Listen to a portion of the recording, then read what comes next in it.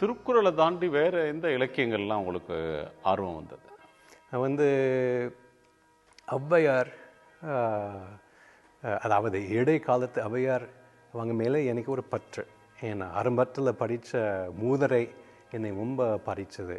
அது மட்டும் இல்லாமல் சங்க காலம், புறநானூறு, குறுந்தொகை, சிலப்பதிகாரம் நான் படிச்சிருக்கேன், விரும்பி படிச்சிருக்கேன். ஔவையாரில் உங்களுக்கு பிடிச்ச ஆத்திச்சூடிகள்? ஆத்திச்சூடியில் ஊக்கமது காய்விடையால்.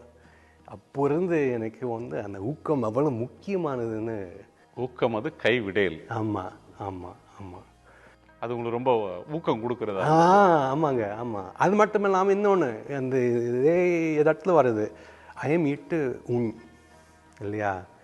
அப்போ நம்ம சாப்பிட்றதுக்கு அதாவது கொடுத்துட்டு நீயும் சாப்பிடு, அந்த பொருள்.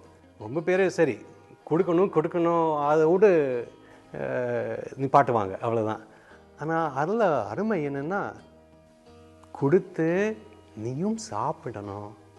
அதுவும் அதாவது மற்றவங்க நல்லா இருக்கணும், நாம் நல்லா இருக்கணும், ரெண்டும் எல்லாரும் நல்லா இருக்கணுங்கிற அந்த அந்த சிறிய சிறிய பாட்டில் பெரிய பெரிய கருத்து நமக்கு கிடைக்குது.